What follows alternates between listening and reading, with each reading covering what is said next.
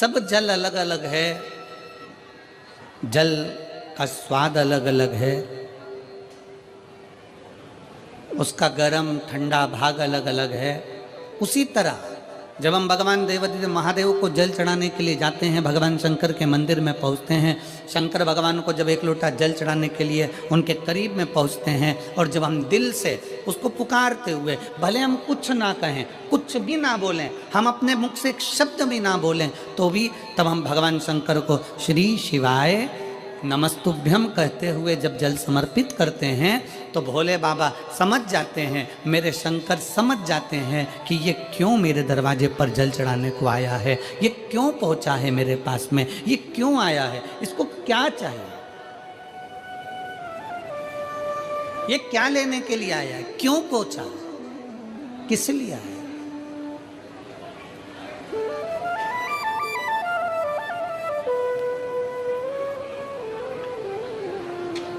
शंकर उस दशा को जान जाते हैं कि इसको क्या चाहिए, क्या लेने के लिए आया।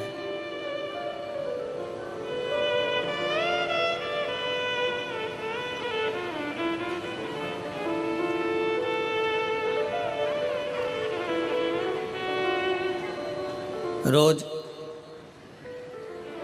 शंकर के मंदिर में प्रतिदिन जाने वाले को, और एक और चीज अपने स्मरण में रहे, अगर शिव के मंदिर नहीं जा सकते तो अपने घर में जो शिवलिंग है उस पर जल चढ़ाओ।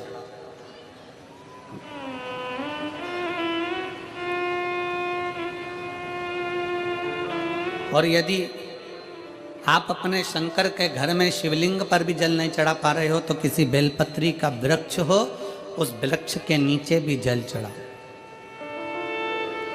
और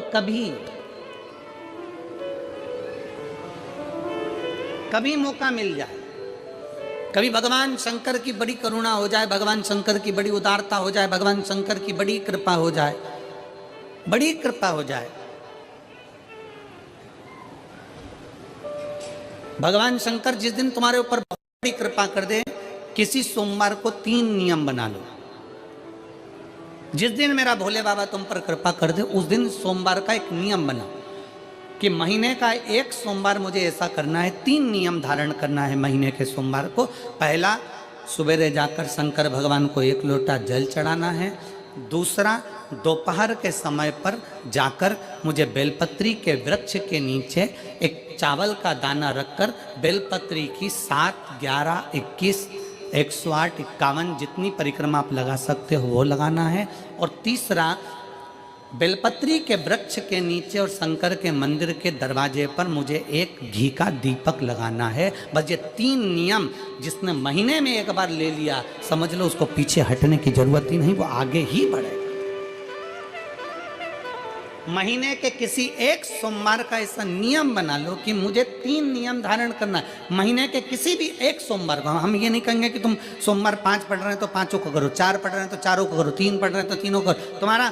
तुम तो महीने का एक सोमवार का नियम बना। और मेरी जीजियों से, मेरी बेटियों से जो विदेश में रह रही हैं, जो कहीं बाहर रह रही हैं, कहीं बड़े शहर में रह रही हैं, जो रोज मंदिर नहीं जा सकते, हर किसी महीने के एक सोमवार को भी ये नियम निर्धारण कर सकते, तो उनसे कहेंगे कि 3 महीने में एक सोमवार का नियम बना लो। 3 महीने में नहीं बना सकते तो 6 महीने में एक सोमवार का नियम बना लो। और 6 महीने में नहीं बना सकते तो 1 साल में एक सोमवार का ऐसा नियम बना लो कि मैं साल का एक सोमवार ऐसा रहूंगी कि सुबह सोमवार के दिन मंदिर में जाकर जल चढ़ाऊंगी, दोपहर में जाकर बाबा को एक अक्षत का दाना रखकर, अक्षत का मतलब है कि बाबा मेरी दिनों दिन उन्नति करना। बेलपत्री के वृक्ष के नीचे जो अक्षत रखा जाता है वो उन्नति के लिए रखा जाता है। शंकर के शिवलिंग पर जो अक्षत रखा जाता है वो रोग मुक्ति के लिए रखा जाता है। अशोक सुंदरी पर जो अक्षत रखा जाता है वो संतान प्राप्ति के लिए रखा जाता है। षडानंद कार्तिकेय की ओर जो अक्षत रखा जाता है वह हमारे बच्चों की सुख समृद्धि के लिए रखा जाता है। विनायक की ओर,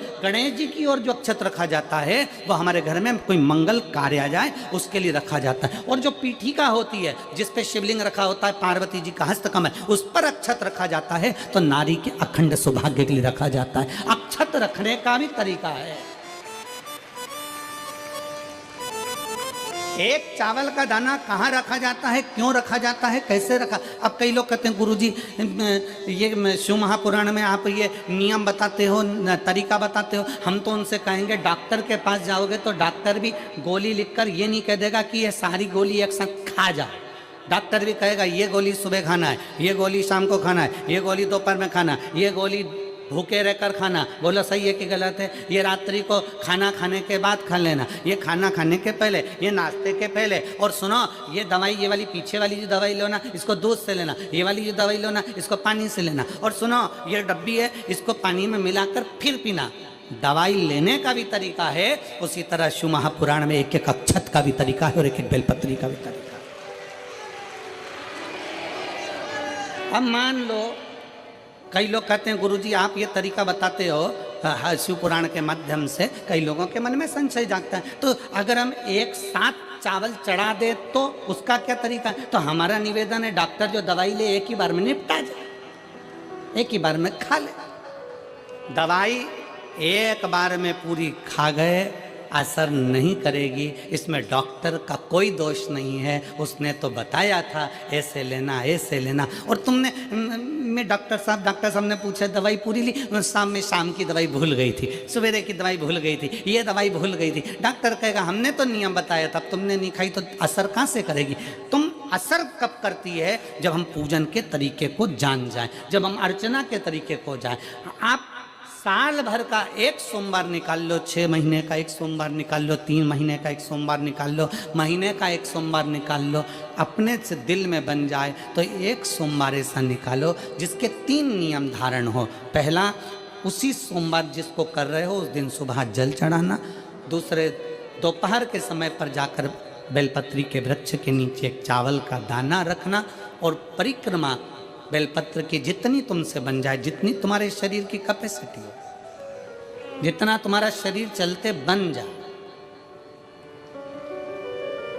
हम तो ये भी नहीं कहते कि तुम भूखे रहकर भगवान का भजन करो, हम कभी नहीं कहते। हम तो यहां तक कहते हैं, हमारे पुष्टि मार्ग में यहां तक कहा गया कि वल्लभ कुल की एकादशी करो, भले बकरी जैसे चरो पर एकादशी करो।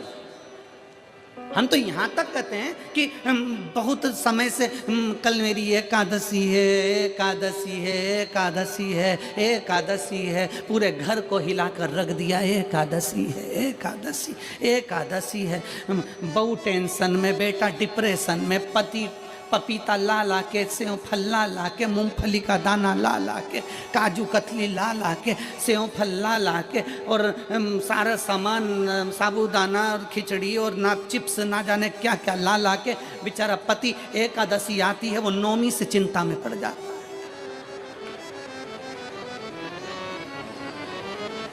हम तो ये भी नहीं कहते कि तुम व्रत बहुत भारी करो, तुम व्रत उपास भी बहुत टेंशन वाला करो, ना ना ना।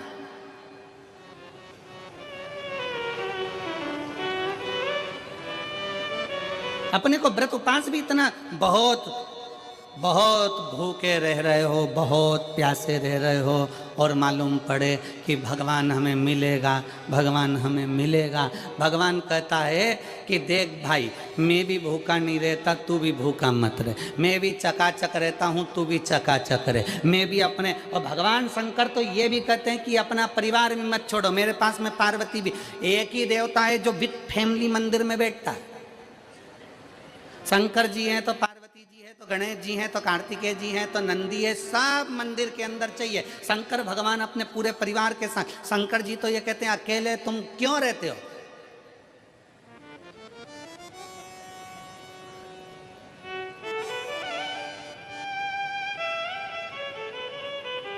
शिव जी की एक बात अपने ध्यान में रखना, कितनी सुंदर बात है शंकर भगवान की, बहुत ध्यान में रखिएगा।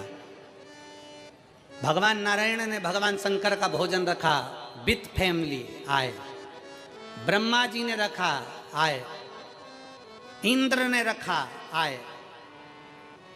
एक दिन कुबेर को अहंकार आ गया।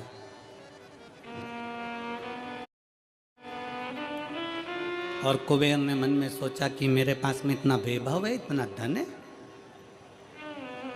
मेरे पास में इतना वैभव, इतना धन है। कुबेर ने विचार करा कि मैं भी सबका भोजन रखता हूँ, मेरा धन देखेंगे, वैभव देखेंगे। सबको बुलाया, सबको। अब कुबेर जी को मालूम पड़ा कि भगवान विष्णु के यहाँ तो केवल 2 हैं, ब्रह्मा जी के यहाँ 2 हैं, इंद्र के यहाँ 2 हैं, गरुण वरुण सारे देवता के यहाँ 2 हैं, शंकर भगवान की फैमिली बड़ी है। तो उन्होंने पत्रिका में लिख दिया श्रीमान श्रीमती।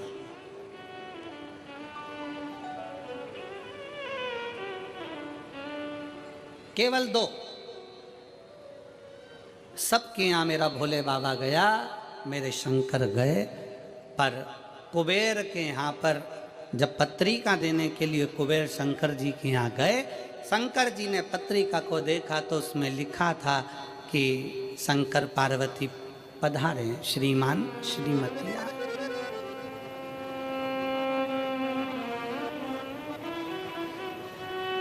कुबेर कौन?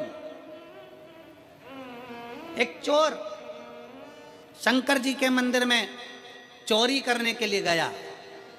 अंधेरा बहुत था, शरीर का कपड़ा उतार कर त्रिशूल में लपेट कर आग लगाकर उजाला कर देख रहा था। शिवरात्रि का दिन था, शंकर जी खुश हो गए और शिव जी ने वर दे दिया, तूने आज शिवरात्रि के दिन मेरे मंदिर में प्रकाश करा है, मैं तुझे कुबेर का राज्य देता हूं। कुबेर नीचे बैठेगा और तू कुबेर के सिंहासन पर बैठेगा। कुबेर की कुर्सी एक चोर को दे दी। अब चोर कुबेर बनकर बैठा है और उस चोर के मन में या अब जिसने तुझे कुबेर बनाया था तू उसको भी फैमिली बुला लेता, पर उसको भी नहीं बुलाया।